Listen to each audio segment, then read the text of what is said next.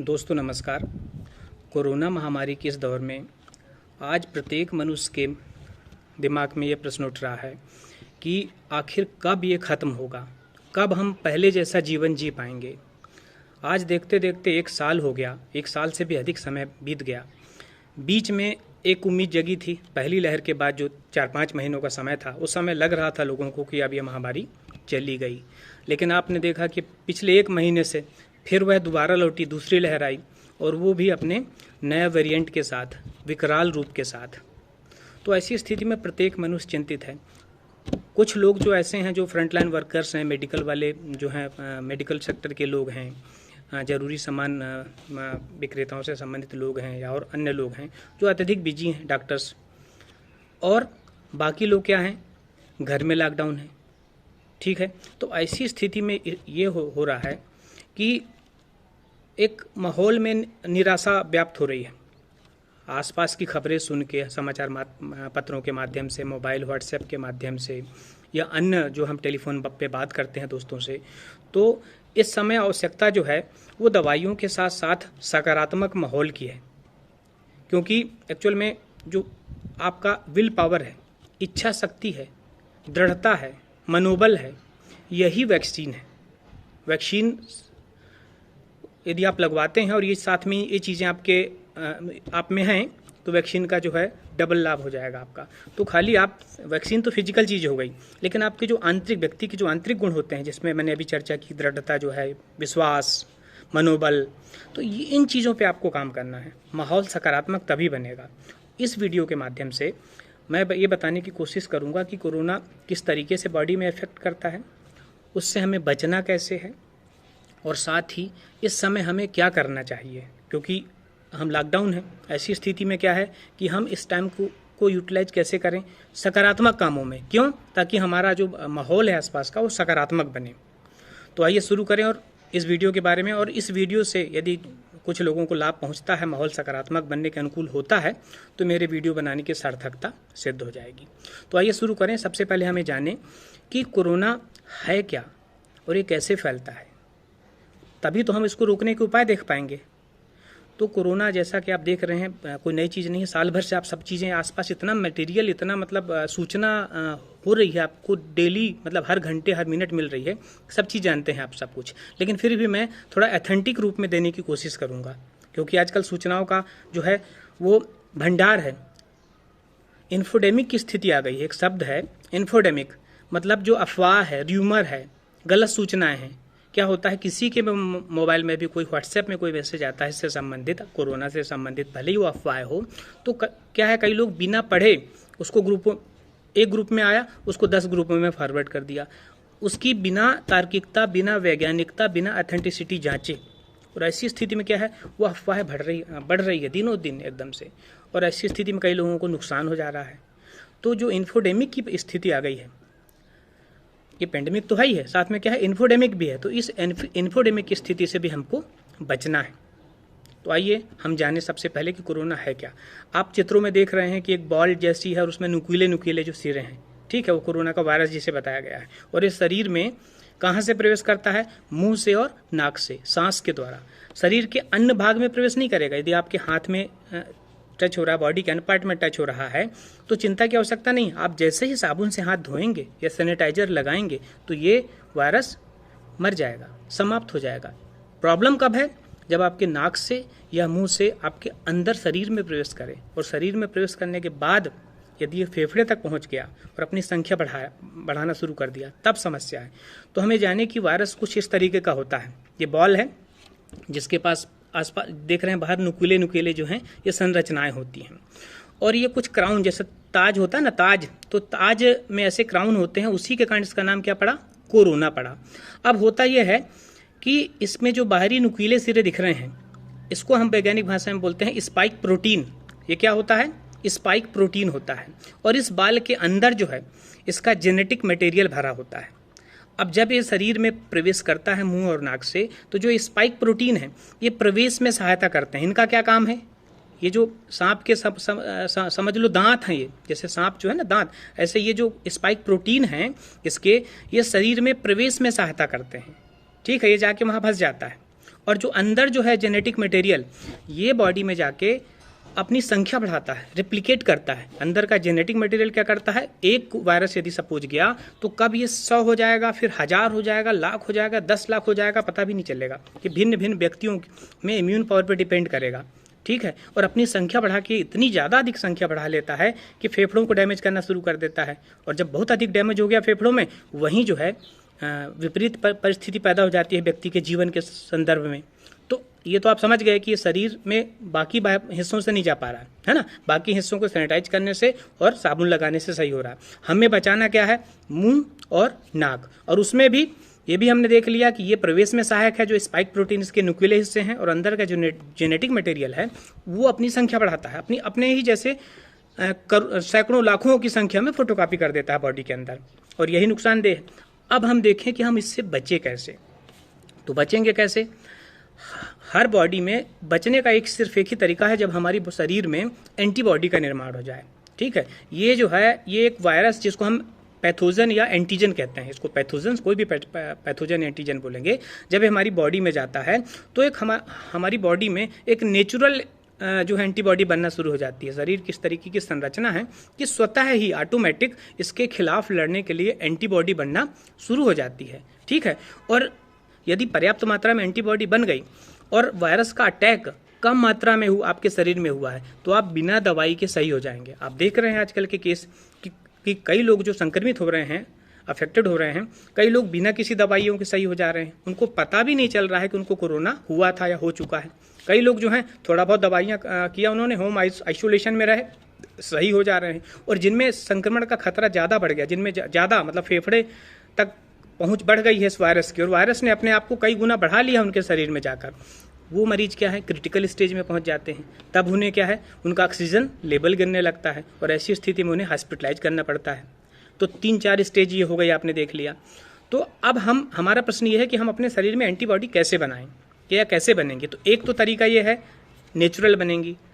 Natural कैसे बनेंगी, जब आपको इन्फेक्शन होगा, आपको कहीं ना कहीं से कोरोना आएगा, तो ऑलरेडी आपकी बॉडी में लड़ने के लिए एंटीबॉडी बननी शुरू होंगी। अब आप बोलेंगे कि ऑलरेडी जब एंटीबॉडी बनेंगी तो फिर हमें वैक्सीन की क्या ज़रूरत है। तो भाई प्रॉब्लम यही है कि ऑलरेडी एंटीबॉडी बनेंगी, लेकिन एंटीबॉडी कितनी मात्रा में बनेंगी और ये वायरस किस मात्रा में पहुंच रहा है, इस पे आपका आगे का जीवन निर्भर कर रहा है। यदि हम सबको खुला छोड़ देंगे कि यार बनने दो, सबको होने दो कोरोना, एंटीबॉडी ऑलरेडी स्वतः ही बनेगी, तो होगा क्या, कई लोग तो ठीक हो जाएंगे, लेकिन जनसंख्या का 5 से 10% भाग जो कई अन्य बीमारियों से पीड़ित है, जो बुजुर्ग है, जिनमें एंटीबॉडी कम मात्रा में बन गई है, या जिनमें वायरस का अटैक बहुत ज़्यादा मात्रा में हो गया है, उनके जीवन को खतरा उत्पन्न हो जाएगा। अतः क्या हो रहा है, एंटीबॉडी जो नेचुरल बन रही हैं वो तो बनने दो, लेकिन हमें इन्फेक्शन के साथ साथ इंजेक्शन, 2 चीज़ें हैं वहाँ, एक इन्फेक्शन और दूसरा इंजेक्शन। इन्फेक्शन तो आप स्वतः जो एंटीबॉडी बन रही है आपको संक्रमण हो रहा है, दूसरा इंजेक्शन मतलब वैक्सीन के थ्रू एंटीबॉडी शरीर में चाहिए। तो इसीलिए वैक्सीनेशन का दौर इस समय जम के चल रहा है। तो हो ये रहा है कि जब आप वैक्सीन, अब हम वैक्सीन पे चर्चा कर लें, तो वैक्सीन जो लग रही है, वैक्सीन में इसी वायरस, कोरोना वायरस का ही मृत रूप को इंजेक्शन के माध्यम से आपके शरीर में प्रवेश कराया जा रहा है। लेकिन शरीर को जैसे ये मुर्दा रूप वायरस का शरीर के अंदर जाता है, तो शरीर को तो ये पता नहीं है कि वो मुर्दा रूप है, शरीर को लगता है कि वो वास्तविक वायरस है। तो शरीर ऑलरेडी जो शरीर को लड़ने की क्षमता है, एंटीबॉडी बनाने की क्षमता है, वो अधिक मात्रा में एंटीबॉडी बनाने लगती है शरीर, इसको ये मान के कि यार वास्तव में कोरोना आ गया है, ये अटैक कर दिया हमको, तो जम के एंटीबॉडी बन जाती है आपके शरीर में। और जब कभी वास्तव में आपको संक्रमण होगा, कभी आप कहीं बाहर गए और संक्रमण की स्थिति हो गई, तब चूंकि आपके शरीर में अधिक मात्रा में एंटीबॉडी पहले से मौजूद है, तो आपको कोई खतरा नहीं रहेगा। अब किस तरीके से एंटीबॉडी इस कोरोना को हराती हैं, अटैक करती हैं, वो भी बड़ा जो है मज़ेदार है। देखिए, इसमें जो स्पाइक प्रोटीन है, न्यूक्लियर सिरे, हमारी एंटीबॉडी की संरचना भी थोड़ा सा इससे डिफरेंट होती है। तो क्या होता है कि जब ये कोरोना जाता है और यदि आपकी शरीर में एंटीबॉडी पर्याप्त मात्रा में है, तो वो एंटीबॉडी इन स्पाइक्स प्रोटीन को फंस जाएगी। यहाँ खांचे जो दिख रहा है ना, एंटीबॉडी इसको फंसा लेती है अपने आप में। तो कोरोना क्या है, जकड़ में आ जाता है, तो कोरोना आगे बढ़ ही नहीं पाता। तो उसके लिए जरूरी क्या है, आपके शरीर में एंटीबॉडी का पर्याप्त मात्रा में होना। यदि एंटीबॉडी नहीं होंगे तो अंदर जाएगा, अपनी संख्या बढ़ाएगा फेफड़ों में, ठीक है, और आगे की बीमारी उत्पन्न करेगा। एंटीबॉडी पर्याप्त मात्रा में यदि हैं तो और बहुत ज़्यादा मात्रा में है, क्योंकि कई खांचे दिख रहे हैं आपको, एंटीबॉडी यदि कम नहीं पर्याप्त मात्रा में रहेंगी तो पूरे खांचों को लाक कर देगा और वहीं ये दम तोड़ देगा कुल मिला के, मतलब आगे की कहानी खत्म। ये है एक सरल भाषा में इसको हम ऐसा समझ सकते हैं। और एंटीबॉडी हमने ये भी देख लिया कि दो तरीके से बनती है, एक स्वतः है और दूसरी वैक्सीनेशन से। अब हम वैक्सीनेशन की बात करें कि तो इतना तो समझ में आ गया कि वैक्सीनेशन बहुत ज़रूरी है, क्योंकि आपको एंटीबॉडी शरीर में अधिक मात्रा में जब रहेगी तभी कोरोना से बचाव होगा। अब हमारे देश में देख रहे हैं आप कि पहले बुजुर्गों को लगना शुरू हुआ, फिर 45 साल के से ऊपर के लोगों को लगना शुरू हुआ, फिर 18 साल से ऊपर के लोगों को लगना शुरू हुआ है। और जो है सभी लोगों से अनुरोध है कि अधिक से अधिक संख्या में जाके अपना रजिस्ट्रेशन करें जो है, और जो ओल्ड एज है उनका लगी रहा है, अधिक से अधिक वैक्सीनेशन करें। इसमें किसी भी तरीके की शंका ना रखें। मेरा जो है विशेष अनुरोध यही है, मैं इसके बारे में लॉजिक अपने देता हूं कि क्यों ऐसा करना चाहिए लोगों को, क्यों वैक्सीन लगवाना अनिवार्य है, लगवाना ही चाहिए। वो ये कि हमारे देश में जैसे कोविशील्ड लग रहा है, कोवैक्सीन लग रहा है, ठीक है। अब इनकी चूंकि उत्पादन क्षमता पूरी नहीं है, तो अभी सरकार ने अभी चर्चा चल रही है कि जो है स्पुतनिक भी है और फाइजर भी लाएगी।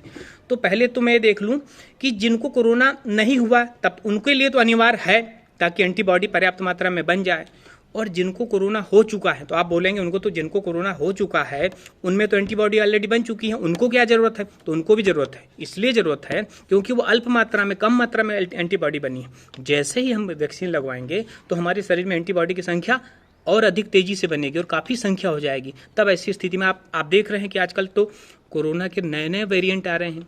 पहली लहर में दूसरा वेरिएंट था जो कम नुकसानदेह था, दूसरे लहर में जो है थोड़ा खतरनाक वेरिएंट आया। आप पहली लहर में तो आप सुनते भर थे कि यार इसको कोरोना हो गया है, एक आध लोग खत्म हो गए। दूसरे वेरिएंट में तो आप सभी को पता ही है क्या स्थिति है। अभी जो भारत सरकार के जो है वैज्ञानिक सलाहकार हैं के विजय राघवन, उन्होंने कल बोला है कि जिस तरीके से स्प्रेड हो रहा है, तीसरी लहर भी अनिवार्य रूप से आएगी।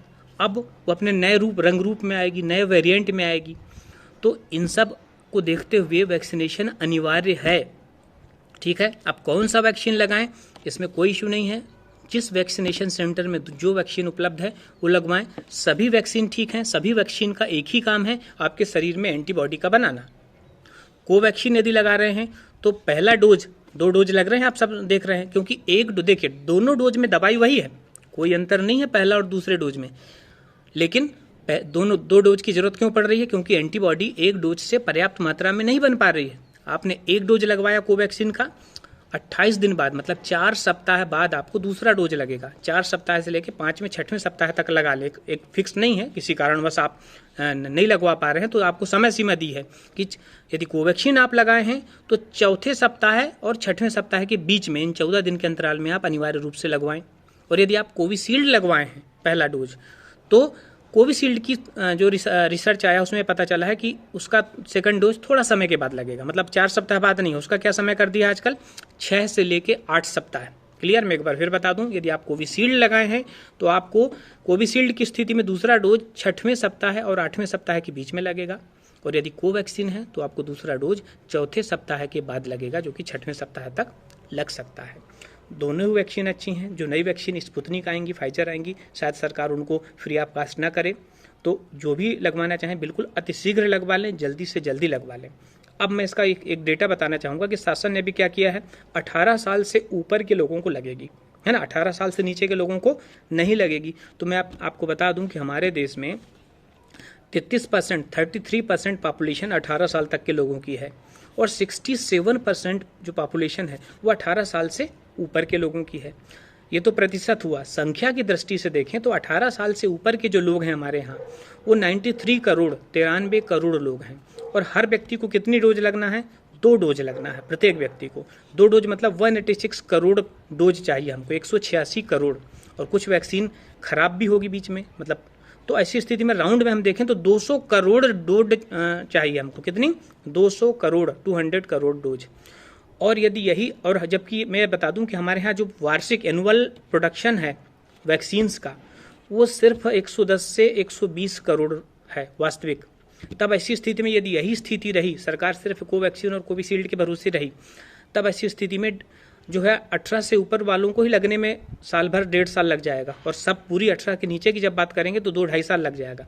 ऐसी स्थिति में सरकार भी इस चीज़ को समझ रही है, तो ऐसी स्थिति में अन्य वैक्सीन जो है स्पुतनिक है, फाइजर द्वारा तैयार की जाने वाली वैक्सीन है, जल्दी उनको भी मान्यता मिलेगी और वो भी लगना शुरू होंगी, उम्मीद है, क्योंकि ड्यूरेशन बहुत ज़्यादा लगेगा। अब एक कंसेप्ट आता है हार्ड इम्यूनिटी का, तो हम देखें कि हार्ड इम्यूनिटी क्या होती है। तो देखिए, सबसे पहले जब शुरू हुआ तो कुछ लोगों को कोरोना हुआ, एंटीबॉडी बनी। अब क्या हो रहा है, वैक्सीनेशन का काम इस बार शुरू हो गया, तो एंटीबॉडी बनना 2 तरीके से शुरू हो गई हैं। अब जब किसी देश में टोटल पॉपुलेशन का 60 से 70% लोग जो हैं उनमें एंटीबॉडी बन जाती है, चाहे वो संक्रमण के पश्चात बनी हो, चाहे वो वैक्सीनेशन के बाद बनी हो, मतलब यदि 60 से 70% लोगों में एंटीबॉडी बन जाएगी तो एक हार्ड इम्यूनिटी डेवलप हो जाएगी, ऐसा माना जाता है। इसको हम ऐसे समझ सकते हैं कि शुरू में जब किसी के बॉडी में एंटीबॉडी नहीं थी, शुरू में क्या होता था, एक आदमी है, यदि वो 20 लोगों से मिला तो 20 लोगों को संक्रमण दे देगा, 20 लोगों को कोरोना बांट के आ जाएगा वो, ठीक है। क्यों? क्योंकि किसी के शरीर में एंटीबॉडी नहीं है। लेकिन अब जब हार्ड इम्यूनिटी डेवलप हो जाएगी, जो जल्दी होगी, मुझे लगता है साल भर के अंदर हमारे देश में, तो तब क्या होगा, एक व्यक्ति यदि कोरोना बांटेगा 20 लोगों को, तो ये हो सकता है कि उसमें 16 से 17 लोग जो हैं वो पहले ही उनके शरीर में एंटीबॉडी विद्यमान हो वैक्सीन के थ्रू, तो सिर्फ खतरा किन लोगों को रहेगा, 3 लोगों को रहेगा। इसको हम बोलते हैं हार्ड इम्यूनिटी। तो ये बनने में अभी समय लगेगा वैक्सीनेशन के बाद, इसीलिए सरकार अधिक से अधिक मात्रा में प्रयास कर रही है कि वैक्सीनेशन अधिक मात्रा में हो, जल्दी से जल्दी हो। वैक्सीनेशन के बाद जो थोड़ी बहुत समस्या है, बुखार आना, कभी कभी जहाँ इंजेक्शन लगा वहाँ दर्द होना, बॉडी पेन होना, ये कोई विशेष समस्याएं नहीं है। आप जो भी लक्षण है उसके अनुसार बुखार आ गई तो आप पैरासीटामोल ले लें, लेकिन उससे डरें ना या अन्य भ्रांतियों में ना आए। वैक्सीन अनिवार्य रूप से लगवाएं, दोनों डोज लगवाएं, और स्वतः ही जो पहला डोज लगेगा आपको, जैसे कोवैक्सीन का यदि पहला डोज लगा है तो दूसरा डोज भी कोवैक्सीन का ही लगेगा, जिसको कोविशील्ड का लगा है दूसरा डोज भी कोविशील्ड का ही लगेगा। तो ये बात हुई वैक्सीनेशन की। अब बात हम करें कि वैक्सीन तो लगवा लेंगे, अब आफ्टर ऑल ये ख़त्म कब होगा? तो भाई साहब मैं बता दूं कि ये इतनी जल्दी ख़त्म होने वाला नहीं है। 10 से 15-20 साल लग सकते हैं इसको टोटल ख़त्म होने में, लेकिन घबराने की आवश्यकता नहीं है।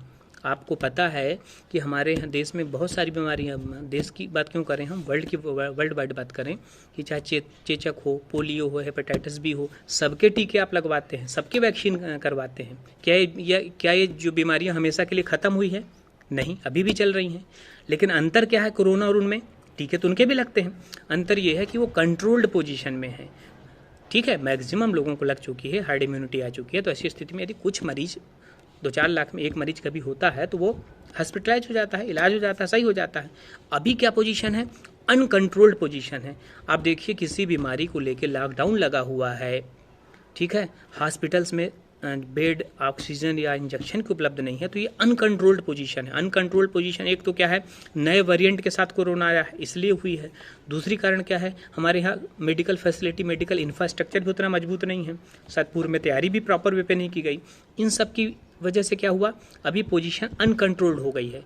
तो उसको कंट्रोल करने के लिए सारी चीज़ें जारी हैं।